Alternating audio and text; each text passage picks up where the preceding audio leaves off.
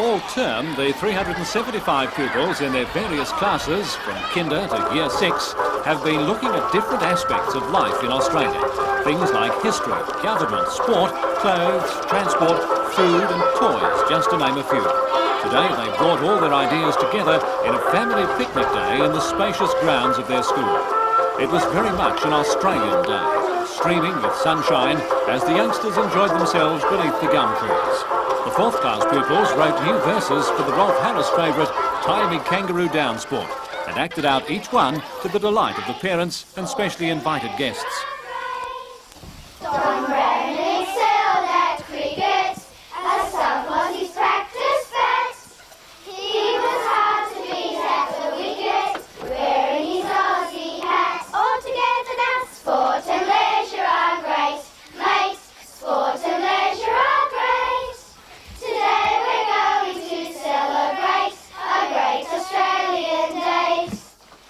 And a rainbow serpent dance enabled the younger children to display their talents. Teachers described the day as a great success, a host of memories of our birthday year for all at Adamstown Primary.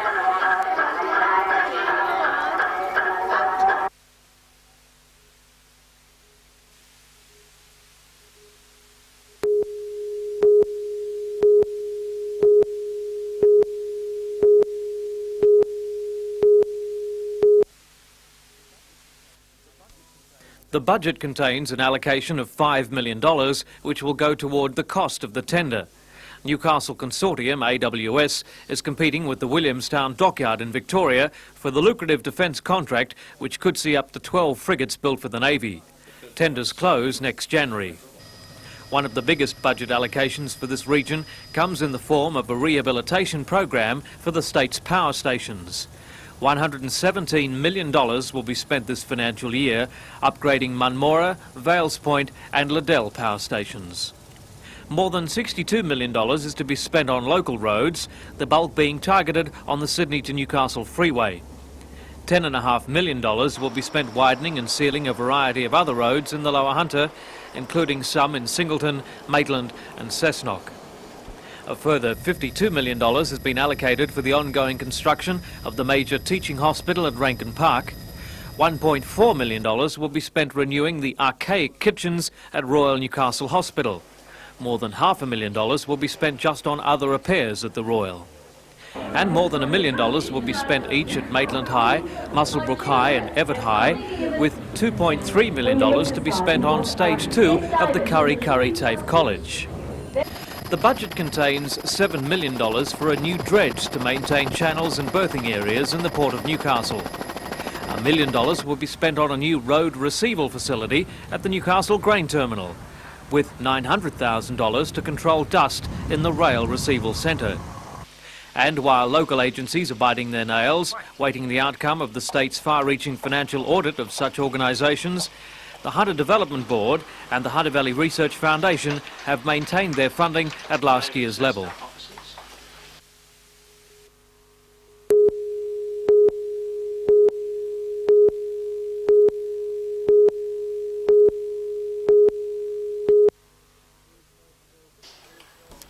Here's Health Wallsend was compiled by a University of Newcastle research team from information gathered in a survey of residents last year. And it is not all good news for Wallsend.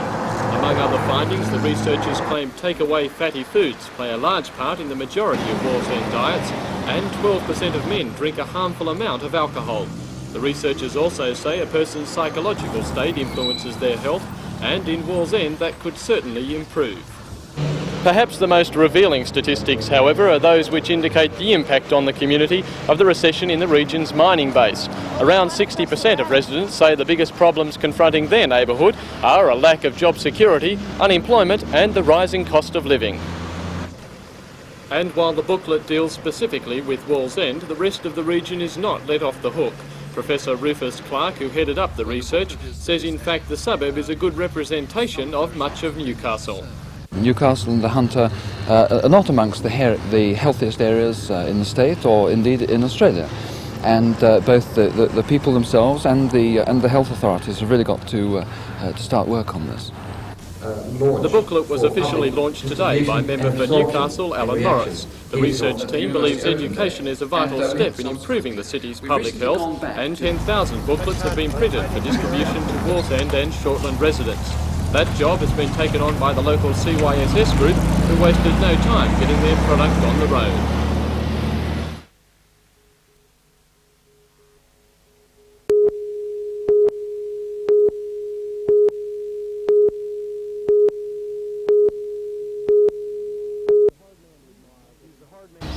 He was a hard man to admire, but coming upon him in the midst and the mist of fishing, it was impossible not to be fascinated.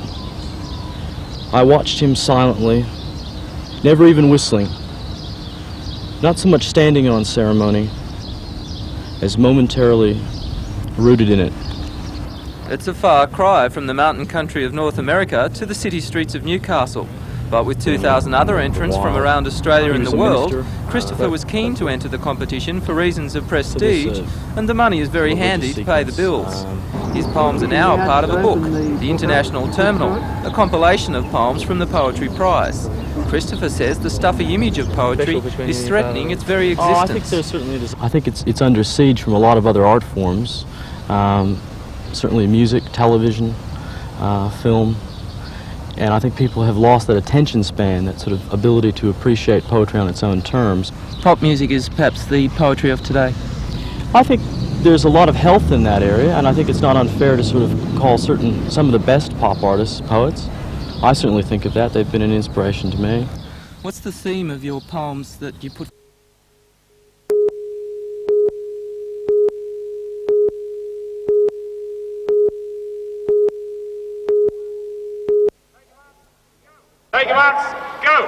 Organisers of the event say because of the unprecedented response from athletes, they've had to limit the field to 600. It will be by far the biggest triathlon ever to be held in the Newcastle region. Starting at Spears Point Park at 8:15 a.m. on Sunday, competitors will swim 1 kilometre, cycle 41 kilometres and run 10 kilometres. It's expected the leading triathletes will cover the course in about 1 hour 45 minutes. One of the leading locals taking part, Craig Coates, says the event has attracted the best in Australia. This will be by far one of the best fields that's ever been assembled on the East Coast, never alone at Lake Macquarie. We've got the likes of Stephen Foster, who's ranked number 3 in the world, number 1 in Australia. He's from Victoria.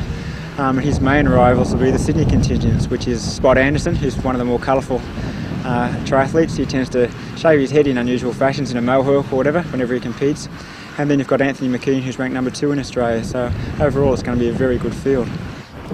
Meanwhile, 4 locals will be using the event as a training run for the World Ultra-Distance Triathlon Championships to be held in Hawaii next month. In that event, Bob Scammell, Tony Stevens, John Baxter and Simon Wells will have to swim 4 kilometres, cycle 180 kilometres and run a marathon.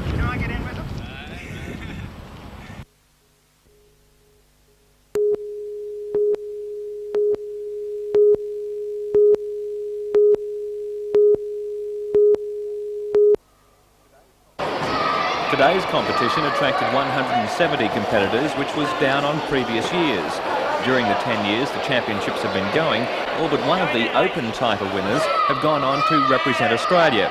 Competitors were divided into 17 divisions with age groups ranging from 5 years to Open.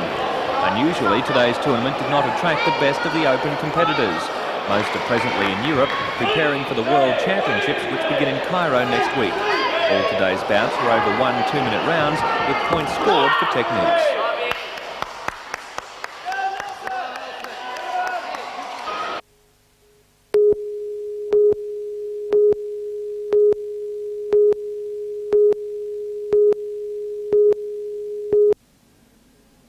The Minister arrived in style aboard a twin-engine helicopter similar to that needed by the local branch of the Surf Life Saving Association. The present single-engine helicopter will soon be restricted from many areas of operation by new aviation regulations. The Minister says the case for the new helicopter is imperative. And today it is a necessity. It's not a luxury, it's really a necessity to have that sort of helicopter rescue service.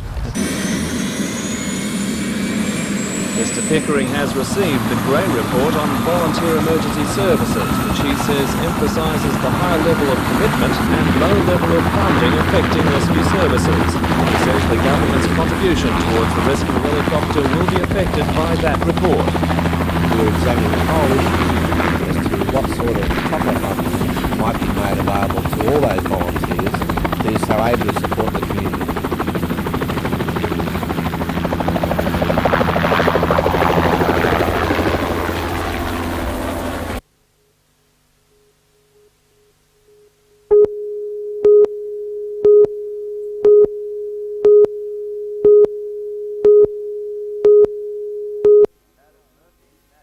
Adam Murphy, Matt Rees, Guy Andrews and Drew Blatchford will be racing against the elite in Australian surf life-saving.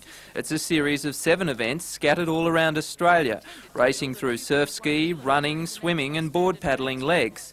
17-year-old Guy Andrews competed in last year's Kellogg's Ironman, finishing 11th overall out of around 40 competitors. This year, with better preparation and sponsorship dollars, he's going for broke. For the other 3 younger surfers, it's a learning experience, with the first Ironman at Burleigh Heads being the biggest challenge of their careers. I think we'll go really well, but we've been in the surf a lot of years and we've learnt to read it and know what to do, but there's a lot of good guys coming up and we just got to do our best and see how we go.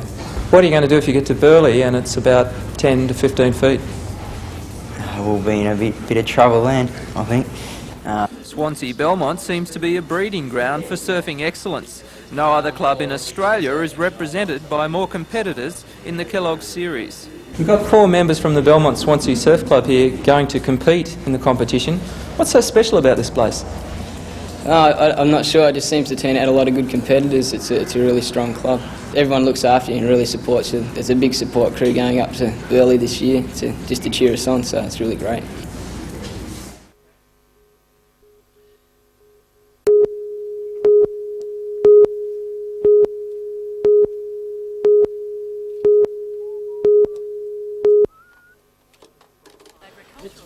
From Park to Palace is the first complete history of the Newcastle Conservatorium. It represents 6 years' work by Ken Wiseman, long-time registrar at the Institute, who has spent thousands of hours compiling records, photos and memorabilia.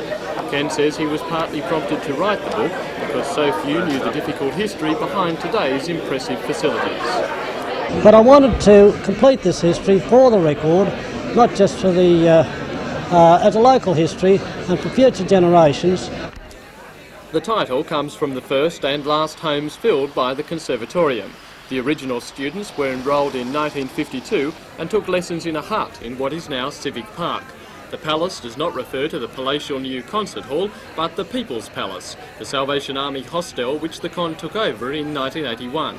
Aptly enough, today's launch by Lord Mayor John McNaughton was held in the building which was home to students for the years between. Many local musicians will remember climbing the stairs to the top floor of the regional library building, which the Con occupied from 1957 to 1981.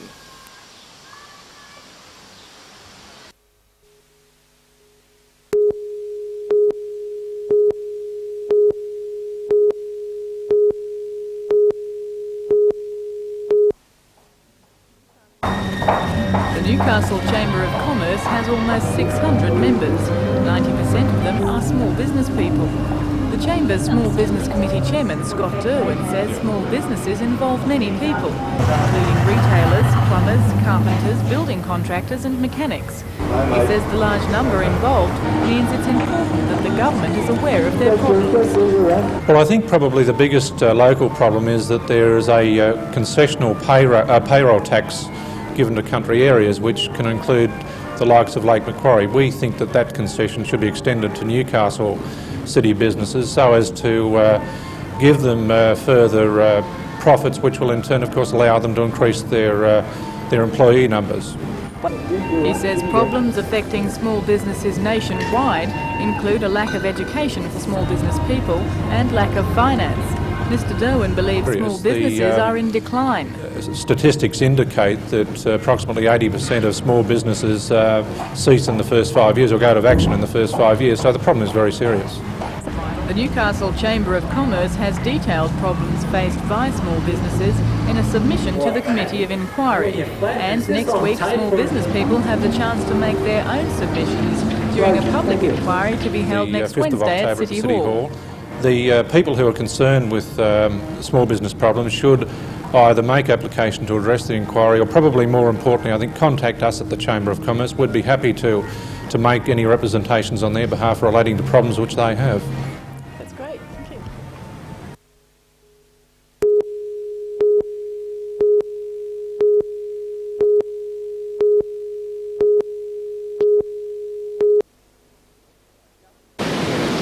The challenge began at Costa yesterday when the first leg was raced 80 kilometres to Hawk's Nest.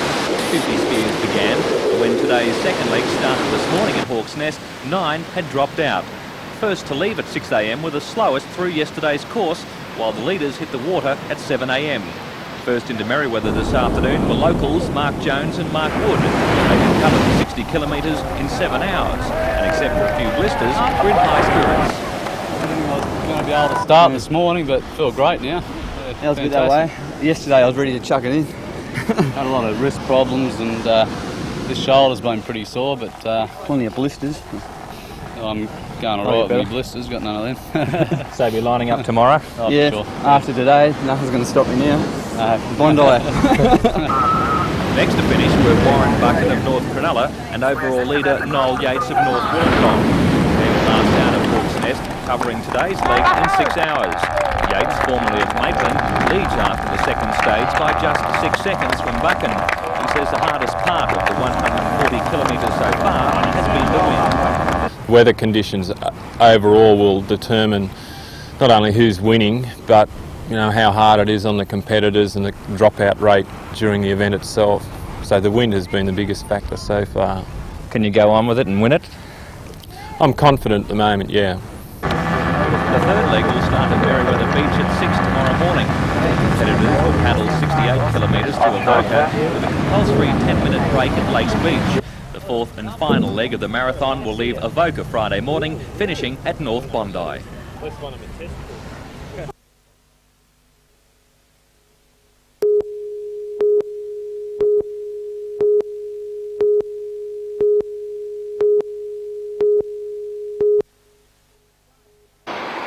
These signs were the only indication of the union pickets which have stopped the delivery of fuel oil and hydrogen.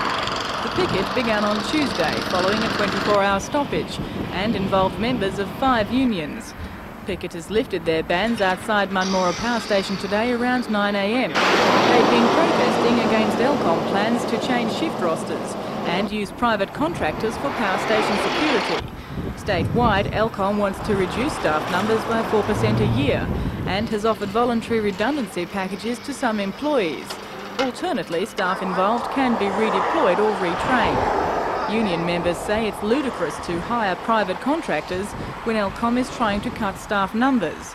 Roster changes will increase weekend work for maintenance staff. The protest went before the Industrial Commission in Newcastle today before Deputy President Varnum. He said continued pickets outside the power station would have led to the stand down of some employees and a reduction of available power across the state, and said policy changes within the power generation industry means there is a need for communication between Elcom management and unions. It was recommended Elcom meet with the Labor Council and union delegates by Tuesday. The Labor Council has called a mass meeting of several hundred salaried union members on Tuesday at Gosford.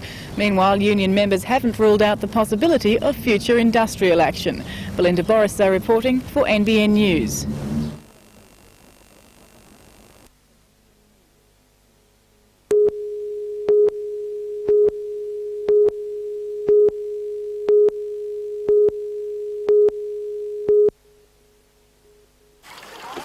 Fishing is one of the biggest sports in Australia. Each year 4.5 million Australians dangle a line, whether it be their favourite recreation or a once-in-a-blue-moon event. But far more than just a pleasant pastime, it also generates a massive $2.2 billion to the national economy annually. It even has its own department, Agriculture and Fisheries, to keep the sport on the right track. But according to Barry Deflon, the game is straying from the straight and narrow, or because the department isn't meeting the demands. The problem, he says, lies with the number of staff assigned to watch over operations throughout the hunter and across the state. You have major problems with lack of staff with the people. Just a brief example here, and we've recently had a new offshore inspectorial vessel, the Hunter, launched. Takes a crew of 3. We have a staff of 3 at the Hunter office. When they go to sea, the office isn't manned. We don't have staff on the ground. The illegal operators soon find out this problem and they have open slather. Mr de Flon says anglers have attempted to arrange talks with The broader Agriculture Minister community Ian now Armstrong, recognises but the so contribution far made have by met with little response. In the meantime, the illegal operators are continuing to have open slather on the Hunter wetways, as a recent and rare check by inspectors has proved. But last month in Lake Macquarie, the fisheries inspectors that are available, that's one at Swansea and one at Toronto, took over 5,000 metres of illegal mesh nets. Now of that, 2,700 metres were taken from 4 professionals operating illegally, and the balance was from 7 amateurs operating illegally. Now they're the nets they got. What about the thousands of metres of nets out there that they didn't with such little staff?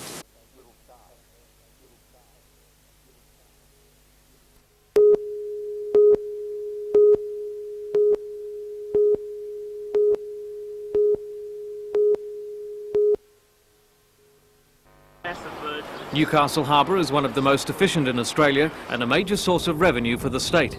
70% of the coal exports move through Newcastle, yet proportional capital investment and improvements to the harbour do not reflect this. The Newcastle Chamber of Commerce and Industry has long been campaigning to have the harbour managed by an autonomous authority. This implies splitting up the MSB's monopoly of the state's 3 commercial harbours and allowing the various ports to compete. The state government formed a committee to look into the idea earlier this year, but the trade union movement excluded itself from that committee. Instead, it's now published this booklet, which puts forward its case, a case which will be submitted to Dr. Stuart Joy's inquiry into New South Wales ports. We believe that an autonomous port authority competing for cargoes, competing for capital, duplicating essential equipment that is in other ports, we believe that in the overall interest of the state we could see that operating to the detriment. Industry sources are still digesting the submission, but deny that moves for an independent body to run the port automatically means privatisation. They claim the trade union movement has gathered forces statewide to protect the jobs of workers at less efficient harbours, such as Port Kembla and Port Jackson.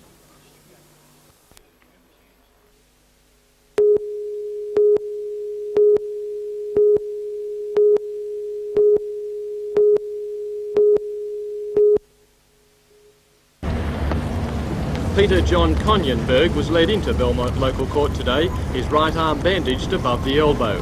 His appearance in court follows an incident at Morisset yesterday in which shots were exchanged near the swimming pool.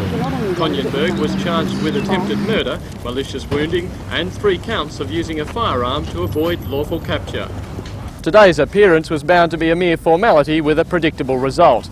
In a hearing that lasted less than a minute, Defence Counsel applied for a week's adjournment of the case and Magistrate Boyd Cleary quickly agreed. Bail was neither requested nor granted. Ross Hampton for NBN News.